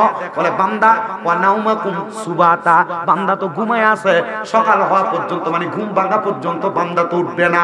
এ আজরাইল, বান্দার রূহ তখন কবজ করবা বান্দা যখন ঘুম থেকে জাগ্রত হবে। ও আল্লাহ, বান্দা তো এখন ওঠে না, বান্দার হায়াতের সাদরাতুল ইয়াকিন গাছের মধ্যে যে পাতা আছে, মারহাবা কইতেন না? তওবা নামক গাছটি আছে, পাতায় পাতায় লেখা আছে মানুষের হায়াত। একটি পাতা পড়ে গেলে ওই মানুষ যায় গো চলে, একটি পাতা ঝরে গেলে ওই মানুষ যায় গো চলে, থাকে না আর দুনিয়ার মাজার, পাপী উম্মত কে করিবে পার, পাপী উম্মত কে করিবে পার। কঠিন হাসরের দিনে আখিরি নবীজি বিনে পাপী উম্মত কে করিবে পার, তোমার পাপী উম্মত কে করিবে পার। মুসলমান ও নবীর উম্মতের দলেরা, এবার আমার আল্লাহ তাআলা ফেরেশতা ডাক দিয়ে বলবে, গো আল্লাহ, বান্দার তুবা নামক গাছের পাতাটা তো চিরা পড়ে গেছে, বান্দার রূহ তো এখনই কবজ করা লাগবে। আল্লাহ কয়, বান্দা কিতাবুল ঈমান মিশকাতুল মাসাবির মধ্যে আল্লাহর নবী বলছে, বিকাউলি লা ইলাহা ইল্লাল্লাহু মুহাম্মাদুর রাসূলুল্লাহ ফাদাখালাল জান্নাহ। বান্দা যদি দুনিয়াতে লা ইলাহা ইল্লাল্লাহু মুহাম্মাদুর রাসূলুল্লাহ পড়ে, বান্দা কবরে যাইলে জান্নাতে যাবে, মরণের আগে কালিমা পড়ে মারা যাবে। এ আজরাইল, বান্দা তো ঘুমায় ঘুমায় ঘুমায় রে, বান্দার রূহতে তো কষ্ট করে নিয়ে পারবা না, বান্দারে আরামের মাধ্যমে রূহ নিবা। আজরাইল কে আল্লাহ কখন নিব? বলে যাও বান্দার সামনে দাঁড়াও। আজরাইল দাঁড়াইবো, দুইজন ফেরেশতা ছিল, একজনের মাথার কাছে বসছে, আরেকজন কই বসছিল নাকের আগাটার মধ্যে। এবার একজন ফেরেশতা নাকের ডগার মধ্যে বইসা জান্নাতি মেশক আম্বরের আতর যে নিয়ে আসছে, বান্দার নাকের কাছে মেশক আম্বরের আতরের সুঘ্রাণটা লাগিয়ে দিবে। বান্দা সুঘ্রাণ পাইয়া বান্দা যখন ঘুম থেকে জাগ্রত হবে, আরেকজন ফেরেশতার হাতের মধ্যে জান্নাতি আপেল ছিল, তুফা ছিল, ওই আপেলটা বান্দার সামনে ধরবে, জান্নাতি আপেলের মধ্যে কালিমা তৈয়্যিবা লেখা। বান্দা তখন চোখ খুইলা পড়বে, লা ইলাহা ইল্লাল্লাহু মুহাম্মাদুর রাসূলুল্লাহ সাল্লাল্লাহু আলাইহি ওয়াসাল্লাম। আপনার কালিমা পড়তে কষ্ট হয়? মুসলমান, আপনার কালিমার আওয়াজ, আল্লাহু আকবরের ধ্বনির আওয়াজ আস্তে হওয়ার কারণে বাংলাদেশে গত কয়েকদিন আগে এই ইসকন নামক হিন্দু উগ্রবাদীরা বাংলাদেশের একজন মুসলমান জাতির পক্ষে কথা বলা অ্যাডভোকেটকে তারা কোবায়া হত্যা করছে। আপনার আল্লাহু আকবার লা ইলাহা ইল্লাল্লাহর ধ্বনি আস্তে হওয়ার কারণে এই ইসকন নামক উগ্রবাদী সংগঠনের লোকেরা বাংলাদেশের মুসলমানদের মসজিদ, চট্টগ্রাম আদালত চত্বরের মসজিদের ভিতরে তারা ইট পাটকেল নিক্ষেপ করে মসজিদে হামলা চালাইছে। আপনি মুসলমানের আল্লাহু আকবার লা ইলাহা ইল্লাল্লাহর ধ্বনির আওয়াজ স্লো হওয়ার কারণে, কম হওয়ার কারণে এরা বাংলাদেশের বিভিন্ন জায়গায় মুসলমানদের প্রতি আক্রমণ করতেছে। আপনার এখনো হুঁশ ফিরে নাই, আপনার আল্লাহু আকবার আওয়াজ কম, আপনি শুধু দুনিয়াতে মাহফিল করবেন, তাবারুক খাবেন, ঘরে ঘুমিয়ে থাকবেন। জি না, আমি গতকালকে পর্যন্ত বাংলাদেশের অন্তর্বর্তীকালীন ডক্টর মোহাম্মদ ইউনূস স্যারকে আমি একটা আবেদন জানাইছি, বাংলাদেশে সহিংসতা বন্ধ হয়েছে, বাংলাদেশে মারামারি হানাহানি কাটাকাটির পক্ষে বাংলাদেশের মানুষ না তো তারা কারা? হিন্দু ইসকন সংগঠনের নাম দিয়া তাদের একজন নেতা, তাদের একজন প্রভু অপকর্ম করার কারণে দেশদ্রোহী মামলায় দেশ কারাগারে গেছে, আর তাকে মুক্ত করার জন্য তারা দেশের ভিতরে দাঙ্গা হাঙ্গামা করবে। তাড়াতাড়ি এদেরকে অ্যারেস্ট করেন, বাংলাদেশের আইনের কাঠগড়ায় দাঁড় করান, অন্যথায় বাংলার মুসলমানকে অশান্ত করবেন না। মুসলমান অশান্ত হইলে এরা মসজিদে একটা ইট মারছে, মুসলমান অশান্ত হইলে একটা মন্দিরও বাংলাতে রাখতো না। কথা বলেন, ঠিক কিনা বলেন? তো বাংলাদেশের কিছু মুনাফিক শয়তান বেঈমানেরা কয়দিন আগে যায় মন্দির ভাড়া দিছিল না? কথা বল না কেন? মন্দির ভাড়া দিছিল না? এরা মন্দির ভাড়া দেওয়ার পরে এখন এরা হিন্দুরা আপনারা প্রতিদান কি দিছে? মসজিদ ভাঙছে। কথা বল না কেন? তো বাংলার মুসলমান বইয়ে থাকবেন, এরা মন্দির ভাড়া দিয়ে আপনারা বুঝাইবো আমরা সহিংসতা দূর করতে চাই, আমরা মারামারি কাটাকাটি বন্ধ করতে চাই। বাংলার মুসলমান মন্দির পাহারা দিবে না, কারণ বাংলার ইসলাম ধর্মটা আমরা এভাবে পাইছি, ইব্রাহিম আলাইহিস সালাতু ওয়াস সালাম কাবাঘরের মূর্তি ভাঙা বাংলাদেশের মুসলমানকে ইসলামের পক্ষে কাজ করাইছে। আপনি মূর্তি ভাড়া দিতেন যান কেন? শয়তান। কি কথা বল না কেন? আবার এরা মূর্তি ভাড়া দেয়, আবার কত সুন্দর করে মাজার ভাঙতে যায়। কথা বল না কেন? এ বেয়াদবের দল জানেই না ইসলাম ধর্ম পাইছে বাংলাদেশে আল্লাহর ওলিদের কারণে। ওলিদের মাজার ভাঙলো কেন? ওলিদের মাজার ভাঙলো কেন? আল্লাহর ওলিদের দরবারে তাবারুক খাওয়া এটা বেদাত, আল্লাহর ওলির দরবারে যাওয়া বেদাত, আল্লাহর ওলির দরবারে গেলে এটা হয় ওইটা হয়। আজকে দেখলাম শেরপুরের মুর্শিদপুর দরবার শরীফ নাম, অন্য দরবার বিভিন্ন জায়গায় তো নারী পুরুষ যায়, কিছু কিছু জায়গায় যায় না। আমরা নারী পুরুষ যাওয়াটাকে সাপোর্ট করি না। শাহপুর দরবার উরুসে মহিলা যায়নি, হ্যাঁ মহিলা যায়, যাওয়া নিষেধ না? ওই মুর্শিদপুরের শেরপুর দরবারে মহিলা যাওয়া নিষেধ, ওইখানে কোনো অপকর্ম হয় না, ওইখানে কোনো হিংসা বিদ্বেষ কোনো কিছু হয় না। ওই দরবারের ভিতরে এই যে দরবারে যাওয়া বেদাত কষে, তাবারুক খাওয়া বেদাত কষে, এরা ওই দরবারে যে আজকে আগুন লাগিয়ে দিয়া দরবারে গরু চুরি করে আনছে। সৌরের দল। আপনি এতটুকু মাথায় রাখবেন, শুধু টুপি পাঞ্জাবি দাড়ি সব থাকলে শুধু এটা হুজুর না। এই কথা কন না কেন? টুপি পাঞ্জাবি দাড়ি থাকলে কি হুজুর? ওই কথা কেন হুজুর, এরা তো হুজুর। আপনার কষ্ট হইতেছে? আমার কাছে ভাল লাগতেছে না? না, ভাল লাগতেছে না। ভাল লাগলে জিয়ের আওয়াজ ঠিক তো, কারণ আমরা কালিমার আওয়াজ শুরু হয়ে গেছে। কি হয়ে গেছে? কালেমার আওয়াজ যখন আপনার বড় হবে, তখন আপনার কথা, আপনার ইমানের পাওয়ার এবং দৃঢ়তা বাড়বে। আল্লাহ বুঝার তৌফিক দান করুন। এরপরে বলেন আমিন, বলেন আর মুহাব্বতে বলেন আমিন। তখন বান্দা পড়বে লা ইলাহা মুহাম্মাদুর সাল্লাল্লাহু, আরেকবার মুহাব্বতে বলেন লা ইলাহা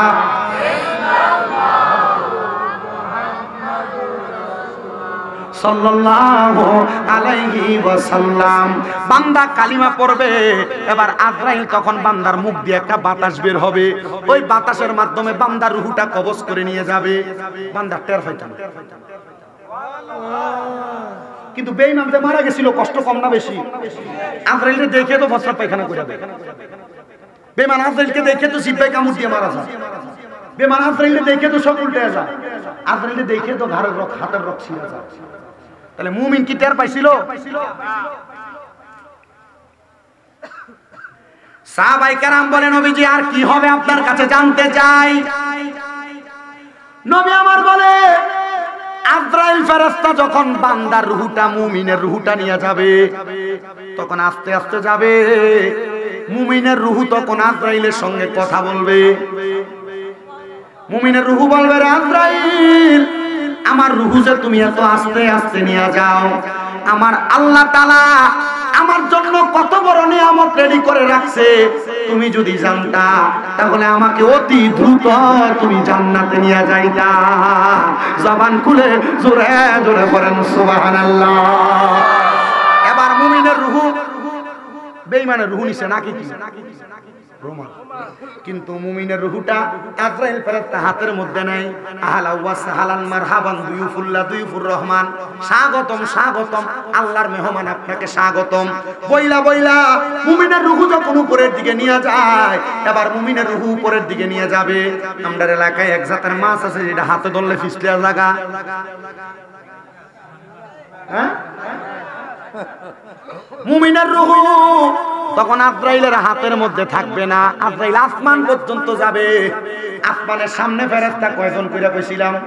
19 জন। বেঈমানদের থুতু দিছে, আর ওই 19 জন ফেরেশতা বলবে স্বাগতম, আহলা ওয়া সাহালান দুয়ুফুল্লাহ মারহাবান, এ আল্লাহর মেহমান আসেন আসেন আসেন। এবার আসমানের ফেরেশতা মুমিনের রূহকে স্বাগতম জানাইবে। স্বাগতম যখন জানাইবে, ওই ফেরেশতারা স্বাগতম জানানোর পরে প্রথম আসমান, দ্বিতীয় আসমান, তৃতীয় আসমান ভেদ করে সপ্তম আসমান পর্যন্ত যাবে। কিন্তু আজরাইল বলবে আল্লাহ, বান্দার রূহ তো আমার হাতে থাকে না, বান্দার রূহ বাইন্নাস যেমন হাত থেকে ছিটকে চইলা যায়, বান্দার রূহ তেমন ভাবে পইরা যাবে। এবার আল্লাহ বলবে আজরাইল, বান্দার রূহটা রাখার জন্য জান্নাতের মধ্যে যাও, ওয়াল ফিদ্দাতি ওয়াজ যাহাবি, স্বর্ণ এবং রূপার একটা পেয়ালা নাও, ওই পেয়ালার মধ্যে রাখো বান্দার রূহটাকে।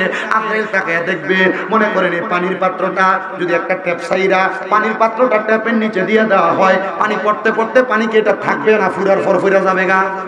ঠিক এমন ভাবে মুমিন বান্দার রূহটা ওই স্বর্ণ এবং রূপার পেয়ালার মধ্যে থাকবে না, স্বর্ণ রূপার পেয়ালা তাইকা ছেটকায়া ছেটকে নিচের দিকে পড়ে যাবে।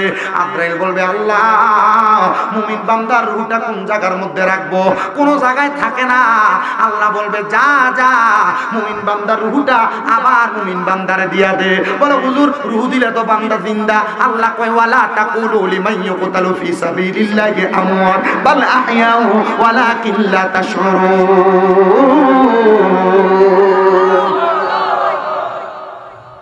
আল্লাহ তখন ফেরেশতারে বলবে মুমিন বান্দা মরে, কথা কন না কেন? কেন মরে না? আল্লাহ কয় ওয়ালা তাকুলু লিমান ইয়াকতালু ফি সাবিলিল্লাহি আমওয়াত, যারা আল্লাহর রাস্তায় চলে গেছে তোমরা তাদেরকে মৃত বলে ধারণাও করো না। যারা আল্লাহর রাস্তায় চলে গেছে তোমরা তাদেরকে মৃত বলে ধারণাও, আর বলবেন দূরের কথা, ধারণা করতে নিষেধ করছে। আল্লাহ কেন? আল্লাহ বলে বাল আহিয়াউন, তারা জিন্দা। আল্লাহ অনেকেই তো তাদেরকে মরা বলে, কই ওয়ালা কিল্লা তাশউরুন, যারা এদেরকে মুর্দা বলে তারা নির্ভুল, তারা বোকা, তারা বুঝে না। আল্লাহর ওলিরা জিন্দা না মরা? আমার কথা না আল্লাহর কথা? হুজুর এমন আল্লাহর ওলি কারা? ইবনে মাজাহ শরীফ 303 নাম্বার পৃষ্ঠার হাদিস। আল্লাহর নবী বলে ইজা রুকু যুকিরাল্লাহু আযজা ওয়া জাল্লা, ওই আল্লাহর ওলি যার চেহারার দিকে চাইলে আল্লাহর কথা মনে হয়। কার কথা মনে হয়? জোরে কর না কেন?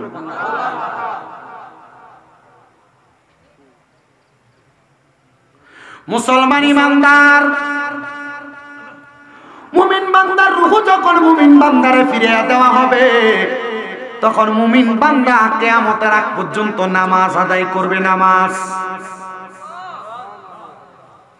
ভারতের জমিনের মধ্যে আল্লাহর ওলির কোনো অভাব নাই।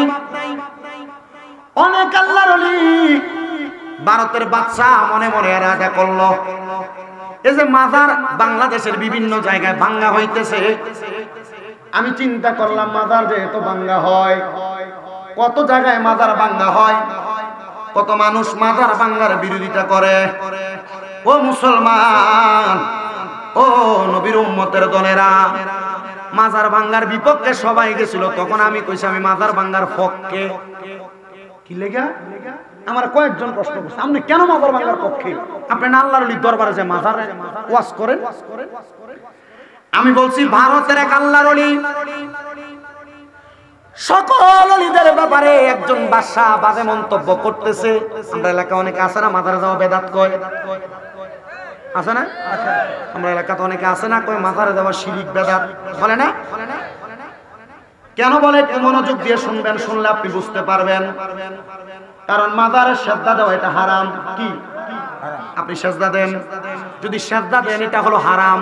আহলে সুন্নাত ওয়াল জামাত বলে তোমরা কোনোদিন মাজারে সেজদা দিবা না, কিন্তু যারা সেজদা দেয় তারা মূর্খ, তারা বোকা।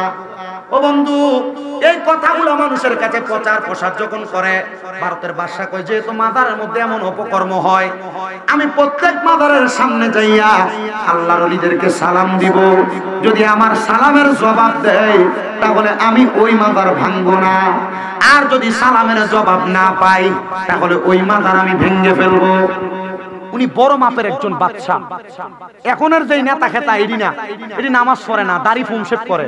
আর আগের যারা বাদশা ছিলেন, দেশ পরিচালনা করতেন, এরা মসজিদে নামাজ পড়ানোর ক্ষমতা রাখতো। কি কথা কন না কেন? ইমামতির ক্ষমতা রাখতো। অনকালে দাম এটার মসজিদের সভাপতি বানাইছেন, এরা বুম মারলে মুহের থেকে আলহামদুলিল্লাহ সুরা বাড়ি চলে। কথা কন না কেন? আগের বাদশাদের যোগ্যতা ছিল, ওই বাচ্চা ছিল শরীয়ত সন্ন্যাসী, তরিকত সম্পর্কে বেশি বুঝতেন না। উনি গেলেন ভারতের জমিনে একজন আল্লাহর ওলির মাজারের সামনে সালাম দিলেন, আসসালামু আলাইকুম ইয়া ওলিয়া, আসসালামু আলাইকুম ওয়া রাহমাতুল্লাহ। কোনো জবাব নেই। উনি সাথে সাথে বুলডোজারের মাধ্যমে মাজার ভাঙছেন। ভাঙতে ভাঙতে ৯৯টা মাজার ভেঙে ফেলছে। ও মুসলমান, কয়টা মাজার ভাঙছে? কারণ সালাম দিছে, জবাব দেয় নাই। জবাব না দিলে বাঙ্গারি কথা। আল্লাহর ওলি বলেন, ওই বাদশা বলেন আমি ১০০ নাম্বার যেই মাজারে সালাম দিতে গেলাম, ওনার নাম হলো হযরতে খাজা মুঈনুদ্দিন চিশতি সানজিরি আজমিরি রাদিয়াল্লাহু তাআলা আনহু, যিনি আজমির শরীফে ভারতে অবস্থানরত। প্রতিদিন কমপক্ষে ১৫ থেকে ১৭ জন হিন্দু মুসলমান হয় ওই জায়গায়। অনেক ব্যাককলরা ওয়াজ মাহফিলের মধ্যে বলে খাজার দরবারে কাজার ব্যবসা চলে। আল্লাহর কসম, এ বেয়াদবে কোনোদিন খাজার দরবারে যায় নাই। খাজা গরিবে নওয়াজের দরবারে শত শত ক্ষুধার্তরা খাবার পায়, শত শত বিদুর্মীরা মুসলমান ইসলাম ধর্ম গ্রহণ করে। যে বেয়াদকলেরা নির্বুধেরা বলে যে খাজার দরবারে গাজার ব্যবসা চলে, এরা বেয়াদকল, এরা বোকা, এরা বোঝে না, এরা কখনো খাজা গরিবে নওয়াজ সম্পর্কে এদের ধারণা নাই। খাজা গরিবে নওয়াজের দরবারের সামনে যাইয়া সালাম দিলেন, আসসালামু আলাইকুম ওয়া রাহমাতুল্লাহ। প্রত্যেক মাজারের সামনে তিনি সালাম দিছে 3 বার কইরা। কয়বার? 3 বার সালাম দেওয়ার পরে জবাব নাই। জবাব যখন নাই, এবার তিনি দ্বিতীয়বার সালাম দিলেন, আসসালামু আলাইকুম ওয়া রাহমাতুল্লাহ। জবাব। তিনি তৃতীয়বার সালাম দিলেন। আচ্ছা, মাজার আগে ভাঙছে কয়টা? এটা কি ভাঙছে? কারণ সালামের কি পাইছে? ওই বাচ্চা বলেন, আমি বড় হতাশাগ্রস্ত হয়ে গেলাম, আমি বড় চিন্তাগ্রস্ত হয়ে গেলাম। এতগুলা মাজারের মধ্যে সালাম দিলাম, কেউ জবাব দিল না। কিন্তু খাজা মুঈনুদ্দিন চিশতির দরবারে সালাম দেওয়ার কারণে তিনার মাজার থেকে সালামের জবাব আসছে। কেন আসলো? ওই বাদশা বলে, এই কারণটা জানার জন্য আমি 2 রাকাত ইস্তেখারার নামাজ পড়লাম। কিসের নামাজ? বাদশা কি এর নামাজ পড়ছে? আর অনকালার বাদশা অনকালার নেতা খেতারা ফজরের নামাজে পড়ে না, ঘুমিয়ে থাকে, জোহরের নামাজ পড়ে না, দাওয়াত লয়ে ব্যস্ত। এই কথা বল না কেন? তো মাজারে যে সালামের জবাব খাওয়ার মতো যোগ্য নামনে, মাজারের সামনে দান ঠিক, সালাম দেন ঠিক, জবাব পাইবেন কেমনে? আপনারা হারাম খান, সুদ খান, ঘুষ খান, নামাজ নাই, রোজা নাই, হজ নাই, যাকাত নাই, টাকা পয়সা কামাই করছেন ঠিক কথা, আল্লাহর রাস্তায় ব্যয় করেন, এর লাগি সালাম দেন উত্তর পান। যারা আল্লাহর হক্কানি ওলি, হক্কানি বন্ধু, তারা সালাম দিলে জবাব পায়, আল্লাহর ওলিদের সাথে কথা বলে। কথা জোরে বলেন মারহাবা। আল্লাহর ওলিরা কি জানেন? আল্লাহর নবী রাহমাতুল্লিল আলামিন নবী বলছেন, আউলিয়াউ নারাতুল্লাহ, আল্লাহর ওলিরা হইল আল্লাহ দেখার আয়না। আল্লাহর ওলিদের ব্যাপারে বাজে মন্তব্য করতে, আল্লাহর ওলিদেরকে নিয়ে মিথ্যা অপবাদ দিতে সাবধান। আপনার কষ্ট হইতাছে? অসুবিধা হইতাছে? একটু বয়ানটা করি, একটু মনোযোগ দিন। ও বাদশা নামাজ পড়ছে 2 রাকাত। কয় রাকাত? নামাজের নাম হলো ইস্তেখারার নামাজ। কিসের? ইস্তেখারার নামাজ। কেমনে পড়ে ইস্তেখারার নামাজটা? এমন ভাবে পড়ে, বান্দা 2 রাকাত নামাজের মধ্যে নিয়ত করার পরে সূরা ফাতিহা পড়ে। প্রথম রাকাতে একটা সূরা মিলাই, দ্বিতীয় রাকাতে সূরা ফাতিহা পড়ে, দ্বিতীয় রাকাতে সূরা ফাতিহা পড়ে 3 বার সূরা ইখলাস তেলাওয়াত করে। তখন বান্দা 2 রাকাত নামাজ পড়া সালাম ফিরায়া একটা সেজদা দেয়। সেজদা দিয়া যে বিষয় জানার ইচ্ছা বান্দা ওই বিষয় তার দিমাগে চিন্তা আনে, তখন আমার আল্লাহ তাআলা বান্দারে ওই বিষয়টা ভালোভাবে বান্দার দিমাগে দিয়া দেয়। পড়েন সুবহানাল্লাহ। বান্দা ইস্তেখারার নামাজ পড়া ওই বাদশা আল্লাহর কাছে বলে, আল্লাহ, যে খাজা গরিবের আমাদের দরবারে সালাম দিলাম, উনি জবাব দিল, অন্য 99 জন আমারে জবাব দিলেন না। আল্লাহ, আপনার কাছে আমি জানতে চাই, আপনি বলেন না উনি কেন জবাব দিলেন, তারা কেন জবাব দিলেন না? খাজা মুঈনুদ্দিন চিশতি বলেন, আউলিয়াদের হইল ধরম 2টা। এবার মনোযোগ দিবেন, মনোযোগ দিয়া শুনবেন। ওলিদের ব্যাপারে, পীরদের ব্যাপারে বাজে মন্তব্য করতে সাবধান। ওলিদের ধরন হইল 2টা। আল্লাহ তাআলার পেয়ারা হাবিব মুহাম্মদুর রাসূলুল্লাহ সাল্লাল্লাহু আলাইহি ওয়াসাল্লাম নবী আমার বলে, 1 নাম্বার ওলিদের শুরুত হলো জামালি, 2 নাম্বার শুরুত হলো জালালি। জামালি শুরুত হলো ওলিরা ঠান্ডা, ওলিরা কখনো কারোর সাথে কোনো বিষয় নিয়ে মার্কেটিং করে না, বাড়াবাড়ি করে না, উগ্রতা প্রকাশ করে না। আরেক প্রকার ওলি হইল জালালি। বাকি 99 জনকে সালাম দিছো, তারা সবাই জামালি, মানে তারা নীরব ওলি, তারা কখনো কোনো বিষয় নিয়ে বাড়াবাড়ি করে না। কিন্তু যেই মাইনুদ্দিন চিশতির কবরের মধ্যে, রওজার মধ্যে মাজারে সালাম দিয়েছো, উনি হইল জালালি, উনি হইলেন গরম। সালাম দিয়েছো, জবাব দিয়েছে। এবার উনি প্রশ্ন করে, কেমনে জবাব দিল? উনি বলতেছে, এ জবাব পাইয়া আমি নামাজের মুসল্লার ভিতরে কান্না করতে করতে আমি ঘুমায়া গেলাম। এমন টাইমে দেখলাম সুন্দর পোশাক ওয়ালা একজন ব্যক্তি আমার সামনে। জিজ্ঞাসা করলাম, কে গো আপনি, আপনার পরিচয় কি? তিনি আমারে বলে, যার কবরের মধ্যে, যার মাজারের মধ্যে, যার মাকবারায় সালাম দিয়ে জবাব পাইছো, আমি বললাম সেই খাজা মুঈনুদ্দিন চিশতি। আপনি কেন আসলেন? আপনি যে আমার সালামের জবাব দিলেন, আমি আপনার 3টা সালাম দিলাম, আপনি আমার 3য় সালামের জবাব দিলেন, 2টা সালামের জবাব কেন আপনি আমারে দেন নাই? তিনি বলতেছে, 1 নাম্বার সালাম যখন তুমি আমারে দিয়েছো, ওই মুহূর্তে আমি মুঈনুদ্দিন নামাজরত অবস্থায় ছিলাম। যখন আমি নামাজ পড়া, নামাজ শেষ করে আমি সেজদা দিয়েছিলাম। দ্বিতীয়বার যখন সালাম দিছো, আমি তখন মুরাকাবার হালতে ছিলাম। মুরাকাবা করার সময় আমি আমার নবীর সাথে কথা বলতেছিলাম। ও মুসলমান, আপনি চাইলেও তো নবীর সঙ্গে কথা বলতে পারবেন। 5 ওয়াক্ত নামাজের পাশাপাশি আল্লাহর দরবারে তাহাজ্জুদের নামাজ পড়বেন আর কানবেন, আল্লাহ, আপনার নবীকে আমরা দেখিনি, আপনার নবীকে আমারে দেখান। আল্লাহর নবী কয়, ওই তাহাজ্জুদের নামাজ পড়া বান্দার মনের নেক নেক যে আশা আল্লাহর কাছে বলে, আল্লাহ সব পূরণ করে। করে, আমি টাকা চাই না, পয়সা চাই না, আল্লাহ আপনার নবীকে দেখতে চাই, নবীর দিদার পায়। হযরতে মঈনুদ্দিন বলেন, দ্বিতীয় সালাম যখন দিছো আমি তখন আল্লাহর নবীর সঙ্গে কথোপকথন করতেছিলাম, আল্লাহর নবীর সঙ্গে কথা বলতেছিলাম, কিন্তু তুমি যখন তৃতীয় সালাম দিছো রে, তৃতীয় সালাম দেওয়ার সময় আমার রহমতের নবীর সঙ্গে যখন আমি কথা বলি, আমার নবী বলেছে মঈনুদ্দিন যাও যাও যাও, তোমার কবরের সামনে, তোমার মাজারের সামনে একজন বাদশা তোমার মাজারের সামনে এসে মাজার ভাঙার জন্য দাঁড়াইছে। তৃতীয়বার সালামের জবাব না দিলে আউলিয়া কেরামের ইজ্জত থাকবে না, সম্মান থাকবে না, তুমি তাড়াতাড়ি তার সালামের জবাব দাও। খাজা মঈনুদ্দিন চিশতি সালামের জবাব দিয়া ওই বাদশারে ঘোষণা করছে, আমি তোমার জবাব দিছি, বাকি 99 জয় দেয় নাই। তারা আমার মতো গরম না, তারা নরমাল ভাবে ইবাদত করে মাকবারায় গেছে, মাজারে গেছে, তুমি তাদের মাজার ভাঙছো। ওই বাদশা কয়, খাজা মঈনুদ্দিন চিশতির কাছে মুরাকাবার মধ্যে আমি ওয়াদা করলাম, আমি একা বাদশা আসবো, আমি পুরা 99টা মাজার নির্মাণ করে দিব।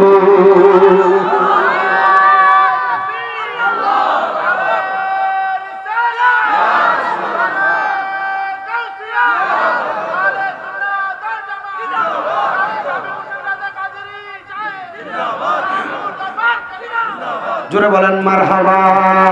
ওরে মরে নাই রে, মরে নাই রে, লুকায়া রইছে, বলেন মরে নাই রে, মরে নাই রে, লুকায়া রইছে, বেঈমানেরা বলে ওলি মরিয়া গেছে, ঠিক কি না? যারা বেঈমান, যারা কাফের মুশরিক বেঈমান, আল্লাহর ওলিদের ব্যাপারে ভালো ধারণা নাই, ভালো আইডিয়া নাই, তারাই কিন্তু আউলিয়া কেরামের মাজার, আউলিয়া কেরামের দরবার নিয়ে বাজে মন্তব্য করে। এদের সাথে সম্পর্ক রাখবেন না, এদের সঙ্গে চলাচল করবেন না, নচেত আপনার ঈমানদার সে বেচে দিব। প্রথম বালা বালা কথা কইয়া তারা দলে নিব, এরপরে আপনারা বেচাইব, কথা কয় না, ঠিক কি না? তুমি আমার যে প্রশ্ন দিছ, নূরে খোদা দু জাহানের বাদশা নবী মুহাম্মদ সাল্লাল্লাহু আলাইহি ওয়াসাল্লাম, আমাদের নবী তো নূরের নবী, হুজুর একদল তো বলে মাটির নবী। এই প্রশ্ন জবাব তো কত মানুষ দেয়। একবার সরাসরি তাফসীরে জালালাইন শরীফের ভিতরে আল্লাহ তাআলা ডাইরেক্ট ঘোষণা করছে, কদ জাআকুম মিনাল্লাহি নূরু ওয়া কিতাবুন, জোরে কোন না, কিতাবুন। আল্লাহ তাআলা নিজেই ঘোষণা করছে, এই মাত্র আমি আল্লাহর পক্ষ থেকে এসেছে তোমাদের কাছে নূর এবং একটা কিতাব। তাফসীর জালালাইন শরীফের ভিতরে লিখতেছে, ইয়ানে নূরুন বমানা মুহাম্মাদুর রাসূলুল্লাহ সাল্লাল্লাহু, এনে নূর দ্বারা মুহাম্মদ সাল্লাল্লাহু আলাইহি ওয়াসাল্লামকে বসাইছে। আল্লাহ যদি নবীরে নূর কয়, আমি মাটি কইলে আমার কোনো কিছু হইব? কিছু হইব? আল্লাহ বলছে নবীরে নূর, আমি মাটি কইলে লাভ কি? এর কিছু যে নবী না হলে আসমান জমিন কোন কায়নাত কিছুই আল্লাহ বানাইতেন না। কিন্তু একদল আলেম সমাজ আমাদের নবীকে মাটির নবী বলে, তারা কেন মুসলমান?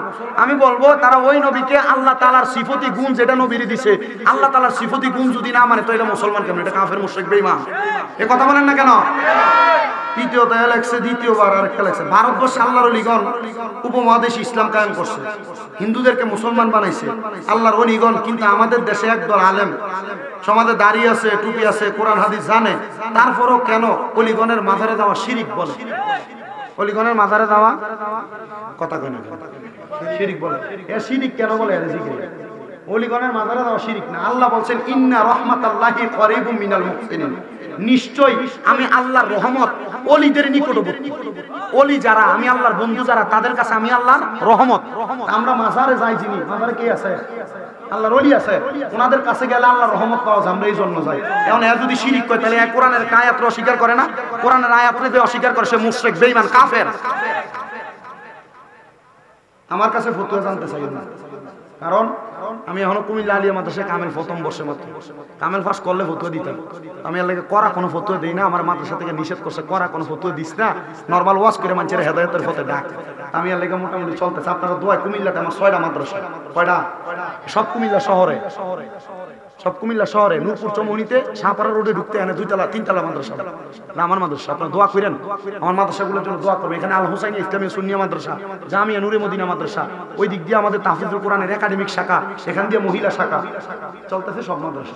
আপনারা শুধু দোয়া করবেন। আমার মাদ্রাসার পোলাপান প্রত্যেকদিন তাহাজ্জুদ নামাজের সময় সমস্ত পৃথিবীর মুসলমানদের জন্য দোয়া করে, তাহাজ্জুদ নামাজ পড়ে, এবং প্রত্যেকদিন মাগরিবের নামাজের 20 মিনিট আগে 15 মিনিট খতমে খাসে গান পরে 5 মিনিট কাইন্দা কাইন্দা দোয়া করে।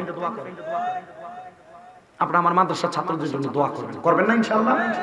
আউলিয়াদের ব্যাপারে বাজে ধারণা করা যাবে তা আমি চিন্তা করছি মাজার ভাঙ্গক, মাজার কি করো ভাঙ্গক। তো বাংলা কি হইব? যদি আল্লাহর কোন হক্কানি ওলি থাকে এ মাজার ভাঙার কারণে যে ব্যক্তি ভাঙতেছে তার একটা যে কোনোভাবে শাস্তি দিয়ে দিব, দিব না? পরে দেখলাম একটা বাগানবাড়িয়ার অ্যাক্সিডেন্টে আত্মা ভেঙে গেছে। কি করছে? আত্মা ভাঙছে। আর তার খবর পাইলাম এ মাজার ভাঙছে, ভাঙ্গা আওয়ানোর সময় যে ছুরিয়া ছিল হাতে লয়ে গেছে ওই জায়গায়, আসার সময় এই ছুরি নিচে করে আর ফেলে দিয়ে ঢুকে ফিরিয়ে দিয়ে পারিস। আমি তো বুঝছি আল্লাহ কইছে ইন্না বাতশা রাব্বিকা লাশাদীদ, নিশ্চয় আল্লাহর ধরা শক্ত ধরা। আর আল্লাহর নবী রাহমাতুল্লিল আলামিন নবীর হাদিসের মাধ্যমে আল্লাহর কোরআনের মাধ্যমে জানাইছে মান আদানি ওয়ালিয়ান ফাকাদ আযামতুহু বিল হারবে, যারা ওলিদের সাথে দুশমনি করে আল্লাহ তাআলার লগে যুদ্ধ ঘোষণা করে। তাহলে ঘোষণাটা বুঝে গেছি এটা। মারহাবা কইলেন না? গভীর মনোযোগ দিবেন বাবাজিরা আমার। তো ওয়াদের ধারাবাহিকতা আপনাদেরকে আমি বুঝিয়ে দিয়ে যাইতে চাই। আমার ওয়াদের শেষের দিকে আমি আসছি। আল্লাহ পাকের বন্ধু হযরতে মিরপুর ফকির বাড়ির হযরতে হারিজন শাহ ফকির রহমাতুল্লাহ আলাইহির স্মরণে এই জান্নাতের বাগান মাহফিল। ধৈর্য ধরেন, বেশি জন হইব তখন আপনার লাগে আমি নিজে ভাবি, ঠিক আছে না? বৃষ্টি জন পর আর কইয়া লাইছে ওয়াজ না অনের আগে কোন লক্ষণায় বইছো। মোটামুটি যে অবস্থা নাকি বেশি করে আইতেছে। আমার ওয়াজ কিন্তু শেষ। আপনার কষ্ট হইছে? বসছেন যে অসুবিধা হইছে? আপনারা কি মসজিদে ব্যবস্থা করবেন মাহফিল কমিটি? না, কথা ঠিক আছে, কিন্তু এখন মানুষের তো একটা আমাকে ভয় তৈব। মানুষের কোথায় বসাবেন? মসজিদ খুলে দিবেন? মসজিদ